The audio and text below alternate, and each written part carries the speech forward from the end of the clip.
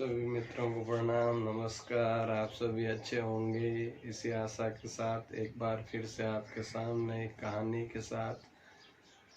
आज की कहानी एक गुरु की है। एक व्यक्ति जो है जंगल के रास्ते कहीं होके गुजर रहा था और उस व्यक्ति को जंगल में एक कुटिया नजर आई और उस कुटिया में जो है उसने सोचा कि यहाँ कौन होगा। ये देखने के लिए जिज्ञासावश वहाँ पहुँचा और वहाँ देखा कि एक तपस्वी जो है अपनी तपस्या कर रहे हैं, अपने जो है प्रवचन देते हैं और उनके जंगल में ही जीवन यापन करते हैं। तो जब उन्होंने उन सज्जन को देखा, सन्यासी को जो है नमस्कार किया, कुछ बातचीत हुई, तो उसको लगा कि भाई गुरुजी वास्तव में बहुत ज्ञानी है। तो उसने कुछ देर उनके सानिध्य में बैठा, बातें की और अंत में उसने पूछा कि भाई गुरुजी आप जो है इतने ज्ञानी हैं, तो मेरे मन में एक प्रश्न है, एक जिज्ञासा है कि आपके गुरु कौन। तो गुरुजी ने कहा कि भाई वैसे तो किसी एक व्यक्ति का नाम लेना जो है वो ठीक नहीं रहेगा, सार्थकता नहीं होगी। बहुत सारे गुरु जो है मेरे जीवन में रहे, लेकिन विशेषकर मैं 3 गुरुओं के बारे में आज तुम्हें बता सकता हूँ। और सबसे पहला गुरु जो है वो चोर। अब आप सोच रहे होंगे चोर कैसे गुरु हो गया, तो सुनिए। गुरुजी ने कहा एक दिन मैं कहीं होके गुजर रहा था और कहीं रहने का आश्रय मुझे मिला नहीं, इसलिए मैं रात्रि में ही चल रहा था और चलते चलते अर्धरात्रि को एक गांव में पहुंचा और वहां जो है सारे मकान दरवाजे बंद थे। कहीं भी आश्रय स्थल ढूंढ रहा था मैं, लेकिन कोई मुझे मिल नहीं रहा था। तभी गांव में एक व्यक्ति से मेरी मुलाकात हुई और मैंने उनसे पूछा कि भी मुझे रात्रि में विश्राम करना है, कहीं कोई आश्रय मिल सकता है क्या। तो उस व्यक्ति ने कहा भाई इस समय तो जो है आपको आश्रय मिलना मुश्किल है, लेकिन मैं एक चोर हूँ और अगर आप चाहें तो मेरे यहाँ आश्रय ले सकते हैं। तो गुरु ने सोचा पहले तो कि यार ये व्यक्ति अपने आप को चोर कह रहा है, बड़ा सहजता से बात कर रहा है, भला मानुस प्रतीत हो रहा है, क्यों ना इसके साथ ही, अब दूसरा विकल्प तो वैसे भी कुछ है नहीं, तो क्यों ना आज इसी के साथ रात्रि गुजारे। तो गुरुजी जो है चले गए उस चोर के साथ। अब चोर जो है गुरुजी को सुलाकर और निकल गया अपने काम पे। वापस लौटा, सुबह को गुरुजी ने पूछा कि भाई क्या कुछ मिला। उसने कहा आज तो कुछ नहीं, लेकिन भगवान ने चाहा तो कल जरूर मिलेगा। और इस तरीके से गुरुजी ने जो है 15-20 दिन, महीने भर का समय जो है उस चोर के साथ ही स्थायी रूप से बिताया। और शाम के समय हमेशा जो है जैसे ही रात होती चोर अपने काम पे निकल जाता और गुरुजी से यही कहता आप विश्राम कीजिए, मैं अपने काम पे जाता हूँ। और जब भी वापस लौटता गुरुजी जब पूछते कि भाई आज कुछ मिला, तो वो यही कहता कि गुरुजी आज तो कुछ नहीं मिला, लेकिन भगवान ने चाहा तो कल जरूर मिलेगा। ऐसा करते करते 1 महीने से ज्यादा का समय हो गया, लेकिन उसकी उम्मीद जो है कायम थी। मिला कुछ भी नहीं, लेकिन हमेशा उसका जवाब यही था कि भगवान ने चाहा तो जरूर मिलेगा। तो मैं भी जो है कई बार तपस्या में लीन होता और मेरे मन में भी जो है कुंठित हो जाता, जब हरास हो जाता, जब जो है भगवान नहीं मिलते, तो मुझे भी ऐसा लगता कि भगवान नहीं मिलने वाले हैं, मैं अपना समय व्यर्थ कर रहा हूँ। या ये ऐसी बातें जब भी मेरे मन में आने लगती, तब मुझे वो उस चोर की बात जरूर याद आती कि भाई आज नहीं, लेकिन भगवान ने चाहा तो कल जरूर मिलेगा। और उसका जो भगवान के प्रति अटूट विश्वास था, अटूट आस्था जो थी, वही आस्था मुझे भी जो है इस तपस्या में लीन रखने में कारगर साबित हुई। और मैं जो प्राप्त करना चाहता था वो मैंने प्राप्त किया।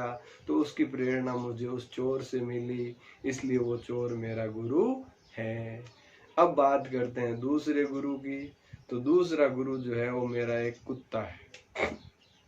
व्यक्ति बड़ा हैरान हुआ कि इंसान तो ठीक है, कुत्ता कैसे गुरु हो सकता है। तो गुरुजी ने कहा देखो, एक बार जो है मुझे बहुत प्यास लगी थी और मैं जो है पानी की तलाश में इधर उधर जा रहा था और तभी मेरे सामने भी एक कुत्ता दौड़ता हुआ आया। संभवतः वो भी प्यासा था और वो मेरे से आगे भागा, मैं भी उसके पीछे पीछे गया। नदी पर पहुंचे तो कुत्ते ने जो है देखा, जैसे ही वो नदी के पास पहुंचा उसको अपनी परछाई नजर आई और उसने सोचा दूसरा कुत्ता वहां है और वो डरने लगा, भयभीत होकर भौंकने लगा। अब प्यासा भी था और डर भी लग रहा था, दोनों स्थितियां थी। तो कुत्ता जो है एक बार तो डर के पीछे भागा, लेकिन प्यास के कारण वापस आ गया। फिर से उसको नजर आया, फिर से वही हालत हुई। 3 बार, 4 बार, 5 बार ऐसा होता गया। धीरे धीरे धीरे धीरे कुत्ता प्यास के आगे इतना मजबूर हुआ कि आखिर उसने पानी में छलांग मार ही दी। और जैसे ही उसने पानी में छलांग लगाई, दूसरा कुत्ता तो था नहीं, परछाई जो है वो मिट गई।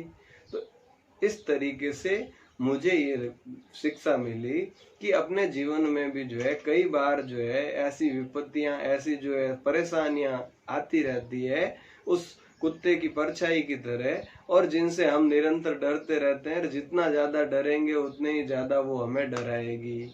लेकिन हमें भी क्या करना है, उस कुत्ते की तरह हिम्मत करके उसके सामने जो है छलांग मार ही लेनी है, यानी परिस्थितियों से लड़ना है और लड़कर उस पर पार पाया जा सकता है। ये प्रेरणा जो है मुझे उस कुत्ते से मिली, इसलिए मेरा कुत्ता भी जो है दूसरा गुरु हो गया।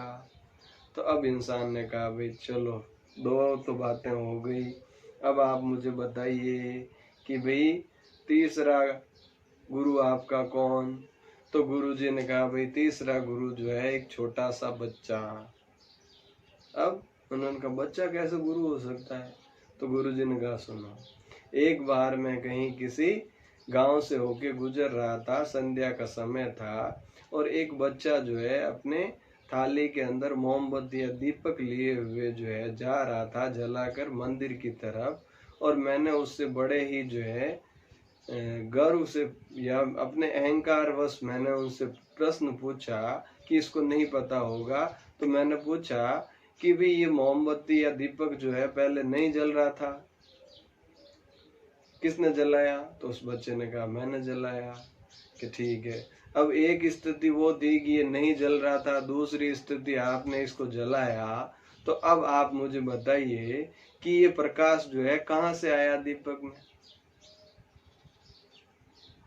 तो उस बड़े ने बड़ी सहजता से जो है उस दीपक या उस मोमबत्ती को फूंक मारते हुए बोला कि अब आप बताइए ये ज्योति कहाँ गई, ये प्रकाश अब कहाँ गया। तब जो है मेरा अहंकार जो है चकनाचूर हो गया। मुझे ये महसूस हुआ कि मुझे कुछ भी नहीं पता है, अगर मुझे कोई ज्ञान नहीं है, मैं तो ऐसे ही अपने अहंकार में, अपने ज्ञान के अहंकार में जो है आज तक अपना जीवन व्यर्थ कर रहा था। और तब से जो है मैंने अपना समर्पण करना सीखा कि ईश्वर के आगे समर्पण ही सबसे बड़ी श्रद्धा है। तो इस प्रकार से मेरे जीवन में जो है 3 गुरु रहे हैं। पहला गुरु जो है चोर, दूसरा गुरु जो है कुत्ता, और तीसरा गुरु जो है वो छोटा बालक। इसी प्रकार से कई सारे जीवन में गुरु रहे हैं। तो जिस प्रकार से गुरु जी के जीवन में जो है ये गुरु थे, अपने भी जो है बहुत सारे गुरु हो सकते हैं। जरूरी नहीं है कि जो व्यक्ति हमें शिक्षा दे या पढ़ाए वही गुरु है, या जिसने भगवे धारण कर रखे हैं वही गुरु है। गुरु किसी भी रूप में हो सकता है, पशु भी गुरु हो सकता है, इंसान भी गुरु हो सकता है, चोर भी गुरु हो सकता है, डाकू भी गुरु हो सकता है। जरूरी नहीं है कि भाई गुरु कोई विशेष व्यक्ति ही हो। और हमें हमेशा सीखने के लिए तत्पर रहना है। जैसा कि कहा गया है कि भाई शिक्षा की शुरुआत जो है वो एक पालने से लेकर कब्र तक चलती है।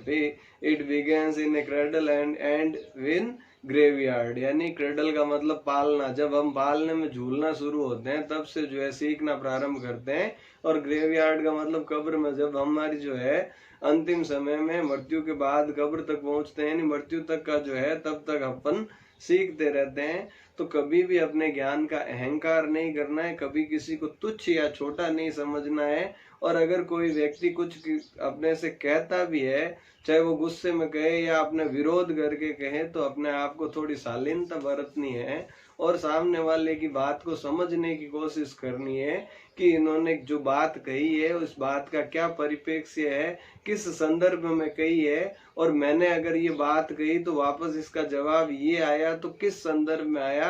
हो सकता है यहाँ मैंने कुछ गलत बोला और उसकी प्रतिक्रिया के रूप में ये बात आई।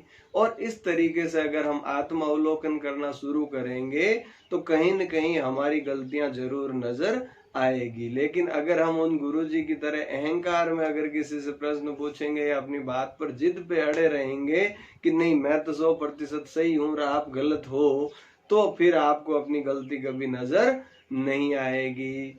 तो जो भी व्यक्ति अगर कुछ कह रहा है, आपके बारे में भी कोई व्यक्ति कुछ कह रहा है, तो उसकी बात को धैर्य से सुने और उसके कारण को जानने का प्रयास करें कि उसकी प्रतिक्रिया जरूरी नहीं है हमेशा जो है आपको अच्छी लगने वाली बात ही सामने वाला कहे।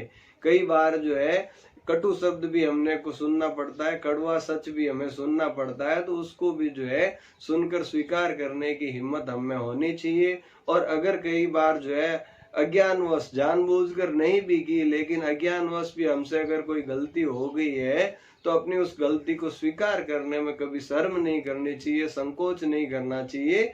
सीधा अपनी गलती को स्वीकार करें कि हाँ भाई मेरे से ये गलती हो गई है, लेकिन मेरा उद्देश्य ये था, आपने इसमें समझने में, दोनों के समझने में भूल रही है, लेकिन हाँ मैं गलत हूँ, मैं अपनी गलती स्वीकार करता हूँ। ये भाव जो है हमें होना चाहिए। इसी के साथ आज की कहानी को यहीं विराम देते हैं।